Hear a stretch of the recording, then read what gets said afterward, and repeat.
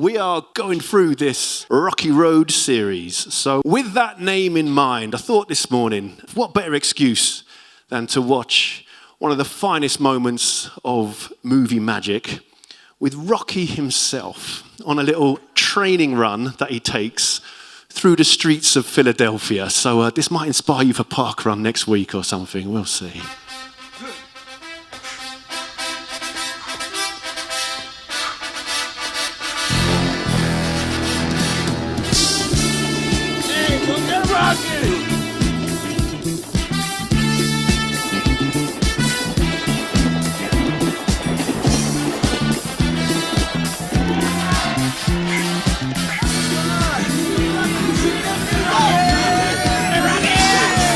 You gotta put it down this time!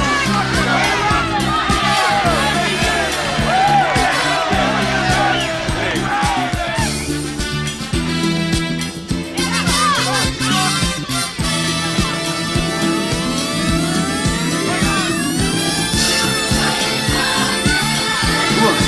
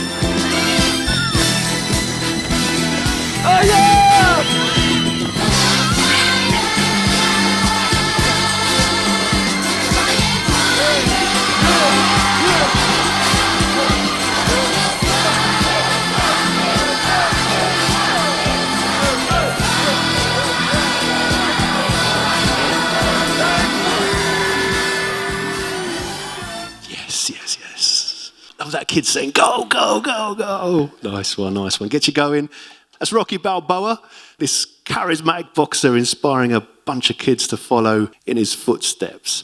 Now, we don't know if Jesus' disciple Peter was a boxing fan. I suspect he could handle himself. We're told at one point he cut someone's ear off, so he could obviously put himself about a bit. But I can imagine Peter perhaps being just as charismatic a character as the Italian stallion himself. You know, as Dave helped us unpack a few weeks ago, when Jesus was calling his disciples, Peter was one of his first recruits, Peter's younger brother Andrew, bringing Peter to see Jesus. And it's in the meeting between Jesus and Peter that this Rocky stuff for Peter emerges, because Peter's birth name was actually Simon. And we're told this, that Jesus looked at him and said, "You are Simon, the son of John, but you will be called Cephas," which translated means Peter. So Simon, son of John, might call him Simon Johnson or something today. He's given a new name by Jesus. Now the name Simon means listen or hearing. And he certainly seemed to hear the call of Jesus on his life. But Jesus says, no, you're going to do more than just hear. You're going to do more than just listen. In fact, let's reflect that in a new name. I'm going to call you Cephas, which is an Aramaic name, which when translated into Greek is Peter. And Peter means rock. And that's why we imagine perhaps Peter was called Rocky himself even. So Peter, the Rock Johnson, it was a rock solid enough figure for Jesus to entrust him with the future of his early church. But as we've seen over recent weeks, and as we'll see again, Peter was somewhat rocky by nature as well, wavering between moments of brilliance and moments of bewilderment. His journey of faith was indeed a rocky road. Now, one thing that Ian mentioned the other week was that most pictures of Peter that we see show him as a pretty old man, even when he was with Jesus in person. Ian showed us some stained glass windows of scenes of Jesus with Peter, and Peter's a senior citizen in these stained glass windows, at least. Indeed, in most images of Peter that we see, he's normally shown in his senior years, sometimes bald as a coot, sometimes with a knife head of hair. He worked that one out if he had a mop top or not, but he's shown in his older years. Now, why might that be the case? Well, although Peter was probably only in his 20s when he was with Jesus, there is a hint that he's the eldest of all of Jesus' 12 disciples. For example, have a little look at this passage from Matthew's Gospel, chapter 17. After Jesus and his disciples arrived in Capernaum, the collectors of the 2 drachma temple tax came to Peter and asked, "Doesn't your teacher pay the temple tax?" "Yes, he does," he replied.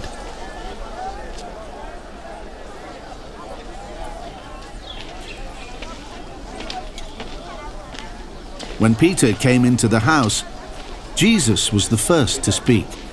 "What do you think, Simon?" he asked. "From whom do the kings of the earth collect duty and taxes? From their own children or from others?" "From others," Peter answered. "Then the children are exempt," Jesus said to him. "But so that we may not cause offense, go to the lake and throw out your line. Take the first fish you catch, open its mouth, and you will find a 4 drachma coin. Take it and give it to them for my tax and yours."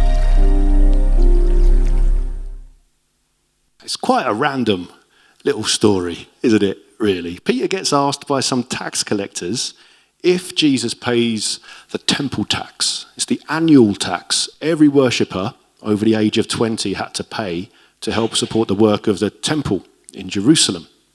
And Peter says, yeah, he does pay that tax.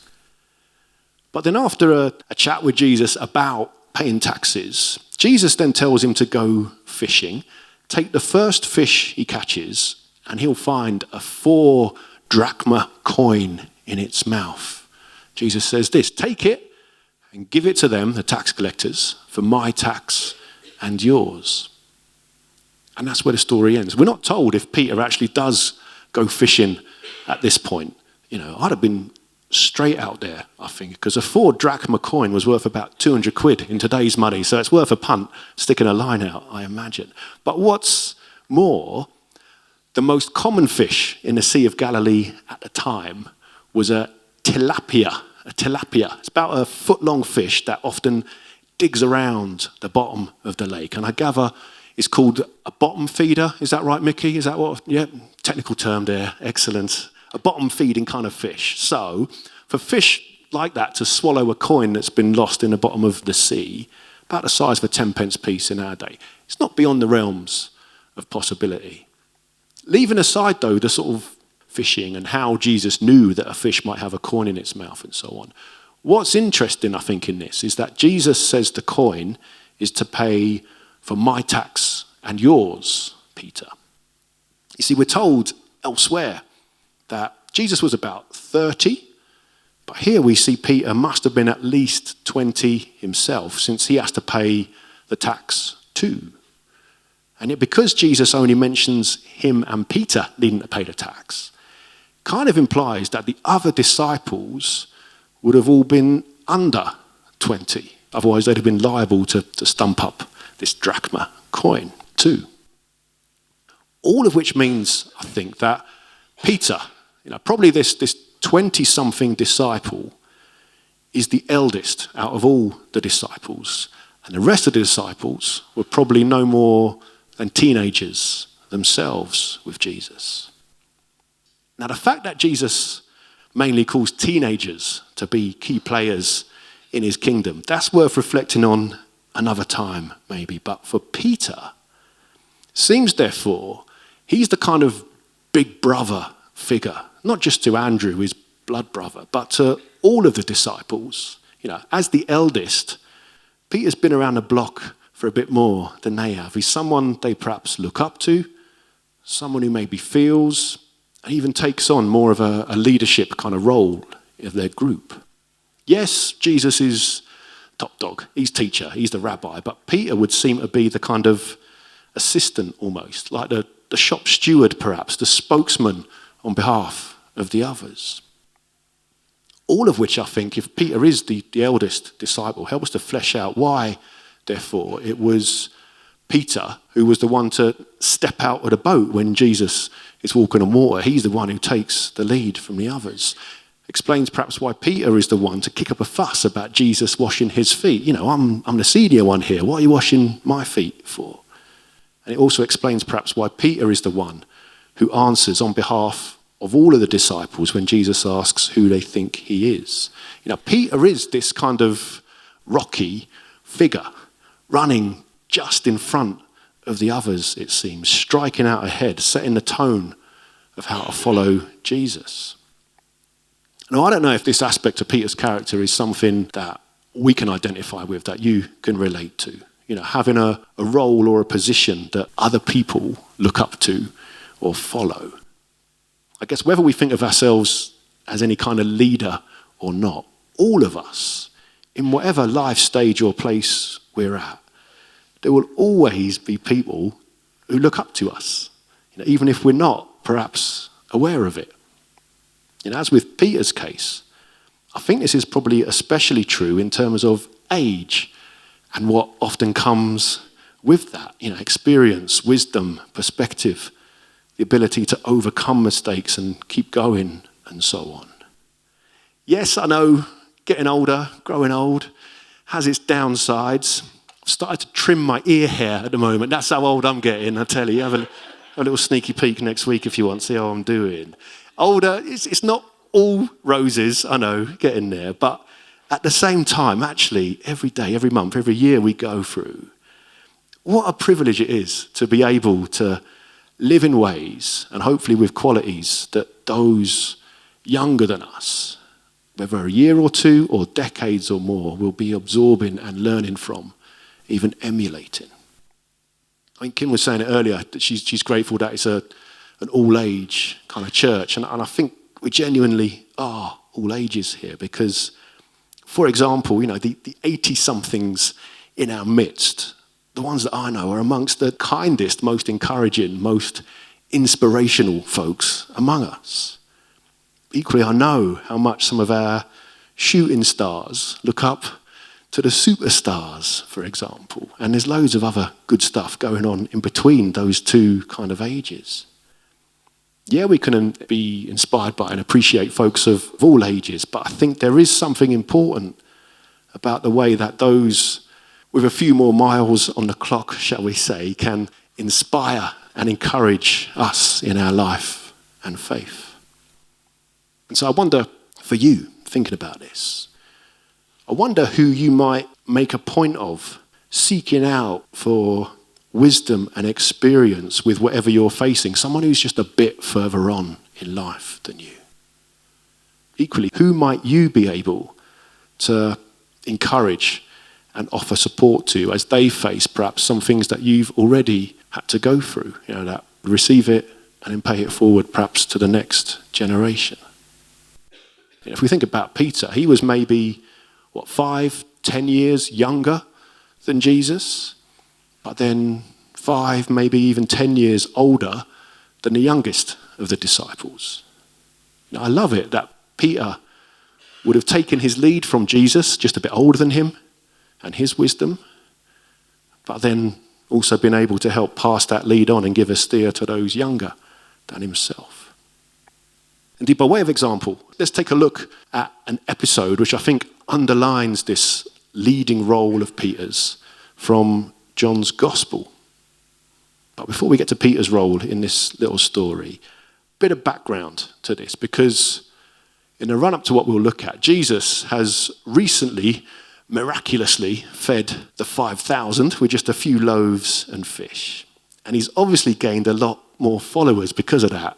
You know, people like a free lunch, if nothing else, and they thought maybe there's more to come of that with Jesus, I'm sure. But Jesus says, no, look, it's not just about me meeting your physical needs with actual bread. No, I am the bread of life. You know, feed on me, consume my teaching, let my ways nourish and shape the way you live. It says this, I am the bread of life. Anyone who comes to me will never go hungry.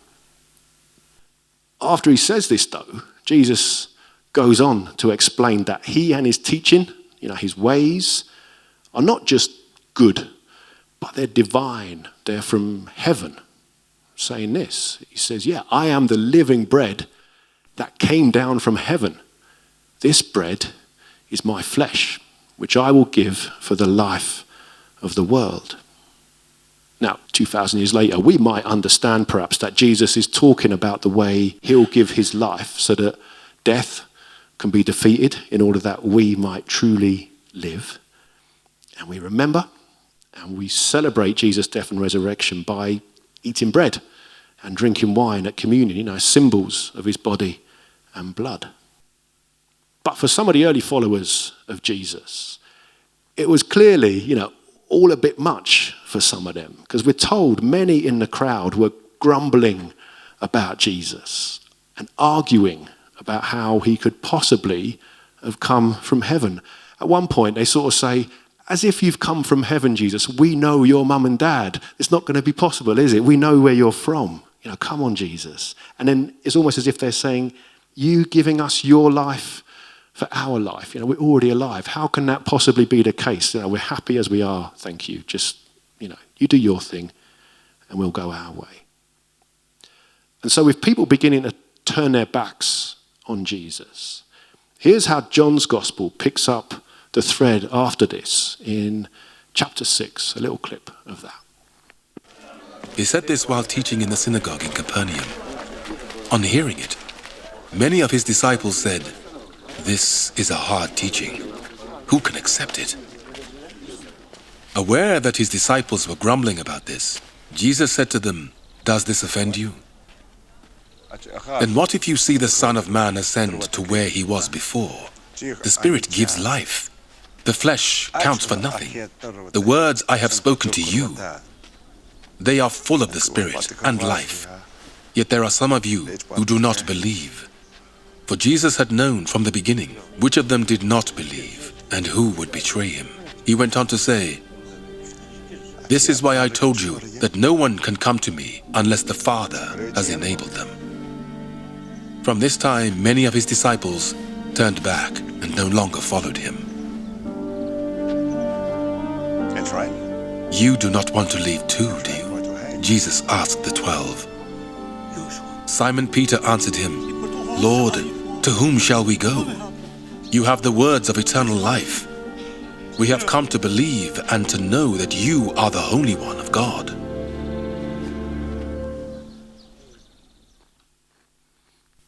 Jesus asks the 12, you don't want to leave too, do you? And who is it who pipes up first in response? Yeah, as we saw, it's Peter with these words, "Lord, to whom shall we go? You have the words of eternal life." He's the kind of senior spokesman, it seems, on behalf of the we, the disciples. And for all of his faults, all of his ups and downs, I think Peter gets it here. He gets it. You know, if not you, Jesus, then who? You know, who can compare? Who else can possibly give us the love, the meaning, the hope, the life that comes with you? It's not for the 12 disciples that Jesus' teaching and ways weren't challenging. Nah, not at all. But here, Peter, on behalf of them all, basically says, yeah, life is tough and life is confusing at times, but you are the truth, Jesus. And that means that this tough and confusing life can only make sense with you, not without you. Again, I suspect we can probably identify with this episode of Peter's experience with Jesus. Indeed, the wavering and the weighing up from a lot of his disciples. In fact, I wonder what you'd say, for example, is the toughest thing you find about being a person of faith. What is it about following Jesus that you find most difficult to do or to make sense of? For example, I guess it could be for some of us that the call to forgive those who wrong us is the toughest thing we're asked to do. It might be the command to be generous with our money in sacrificial ways. It could be the challenge of believing in a loving God while seeing so much suffering in the world or even in our own lives. It could be the idea of Jesus, this man actually being God. And God is therefore far more personal, far more grounded, far more peace-loving, but actually far more radical than perhaps we sometimes feel comfortable with. Equally though, I wonder, what is it that means people turn back, as some of Jesus' followers did, from fully following today? So that could be life pressures, could be illness, distractions, could be despair, things which you can almost feel it sometimes squeezing the spirit out of us at times, all very understandable, if so, the pressures that so many are under. Could be disillusionment that stops us following Jesus with the church, as an institution perhaps, or the way that we've been treated in some places, in that the walk that we've seen doesn't perhaps match the talk, and so we seek community and meaning elsewhere. Again, all very understandable reasons, I think, if so. Or going back to the idea of Jesus being far more radical than people are perhaps comfortable with, I wonder if some of us become less inclined to follow Jesus wholeheartedly because we find, say, his radical inclusion of people too much to cope with. So the idea that Jesus might just be calling us to rethink long-held views on sexuality or gender, on salvation and judgment, or on other faiths. Maybe that challenge feels a step too far for us sometimes, even though sticking with what we've always known means we might not always be keeping pace with where Jesus might long to lead us. I suspect there's all these reasons and more as to why people stop following Jesus. And maybe some of these reasons resonate or tie in with the things that you find hardest about living a life of faith as well. Following Jesus, it's not easy, it's not straightforward. But then, would it be worth it if it was? Peter didn't know all the answers. He certainly argued with Jesus, he disagreed with him, he got things right and he got things wrong. But when asked by Jesus if he wanted to walk away, Peter was able to say, Lord, to whom shall we go? I don't get it all, but I know you've got the words of eternal life. All of which I'd suggest perhaps provides the context for one final little clip for today. This time from Matthew's Gospel, at what was probably the lowest point in Peter's life. We're not going to leave him there, but let's take a look at the time when on the night before Jesus was crucified, Peter was challenged about whether or not he knew Jesus. Have a look at this. Now Peter was sitting out in the courtyard, and a servant girl came to him. You also were with Jesus of Galilee, she said. But he denied it before them all. I don't know what you're talking about, he said. Then he went out to the gateway, where another servant girl saw him and said to the people there, This fellow was with Jesus of Nazareth. He denied it again with an oath. I don't know the man. After a little while, those standing there went up to Peter and said, Surely you are one of them. Your accent gives you away. Then he began to call down curses, and he swore to them, "I don't know the man." Immediately a rooster crowed. Then Peter remembered the word Jesus had spoken. "Before the rooster crows, you will disown me 3 times." And he went outside and wept bitterly.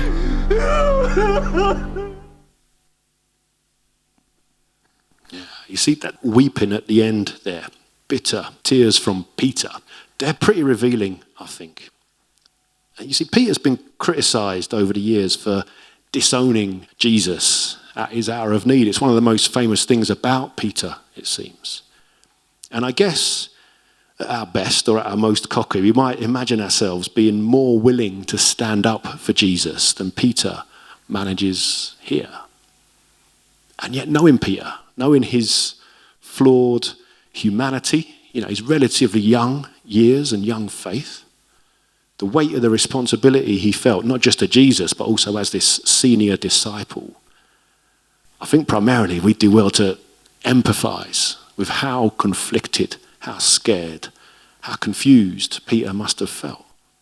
Yes, he denies knowing Jesus 3 times, just as Jesus, who knew him best, predicted he would. But the tears at the end there, they seem to me to be tears not just of regret, but of desperation. The one who he declared as the Son of God, the one he knew as his first and foremost, the one he'd followed all this way to the courtyard on the night, is now about to die. So no wonder he's not thinking straight. No wonder he's feeling utterly lost and scared for his own life in every sense. But therein, I'd suggest, lies the beauty of Peter, and I'd suggest of Jesus also. So in Peter, we see someone who sometimes sets the bar so high as a follower of Jesus that we can't fail to be impressed. Someone whose faith and energy, whose passion and willingness to put Jesus first, it's inspiring. But we also see in him someone who gets it horribly wrong on occasions too. So wrong that he denies even knowing Jesus at the worst possible time. But if I look at my life, maybe if you look at yours, isn't Peter all of us, really? The ups and downs? And isn't it brilliant that the gospel writers include the story of Peter, warts and all? They don't polish him up. They include his best bits, and they certainly include his worst bits. It seems to me following Jesus is not always about getting it right. Following Jesus is knowing that when we get it wrong, even when we deny Jesus, Jesus will never give up on us. And I think deep down, despite his tears, Peter knew this, because just 3 days later, it's Peter who runs to the empty tomb first when he gets news that the crucified Jesus has come back to life. He's still hanging around. He's still there. He's still keen. He still knows that Jesus is the one. But we also see, not just with Peter, but we see in Jesus that Jesus never gives up on Peter either. Over the next couple of weeks in this story, Ruth and then Ian will unpack the stories of the resurrected Jesus meeting Peter on a beach up in Galilee. But there's a little detail in Luke's gospel which is just worth pointing out before that. It's a detail which comes in the account of how the newly risen Jesus appeared on Easter Sunday to 2 travelling companions on the road to Emmaus. So we're told this, that having met with Jesus, these 2, they got up and they returned at once to Jerusalem. There they found the disciples and those with them assembled together and saying, "It is true, the Lord has risen and has appeared to Simon." Who's Simon? Well, it's Simon Peter. The Apostle Paul, he backs up this report in his first letter to the Corinthians when he says too that, Jesus was raised on the 3rd day and he appeared to Peter and then to the 12. So when these 2 come back from that Emmaus encounter with Jesus, the other disciples hadn't yet seen the risen Jesus. That would come just after that in this same room. But before that general appearance, Jesus had evidently sought out a special one-to-one with Peter. Now, frustratingly, we're not giving any details about that meeting between Jesus and Peter. It's not a gospel reading, it's just hinted at here. But it's a meeting which must have taken place earlier on Easter Sunday itself, maybe even as Peter made his way back from seeing the empty tomb. But this kind of private meeting between Jesus and Peter, I think we can say it's a testimony to how highly regarded Peter was by Jesus, how much he wanted him to know that despite his denials, Jesus hadn't given up on him. You get special treatment. Indeed, Jesus would never let him go. And that, to me, is perhaps the best life lesson from Peter of all. In that, as we've seen, as we'll see over the next couple of weeks, Peter's life was a testimony to the love of Jesus, a love which remained constant despite the rockiest of roads that Peter himself travelled. And I guess my prayer for me, my prayer for you, is that we take that assurance of Jesus' eternal love for Peter and for us to heart as we make our own ways through life, doing our best in the power of the Spirit on our own rocky roads to follow Jesus, the one who calls each of us by name. Amen.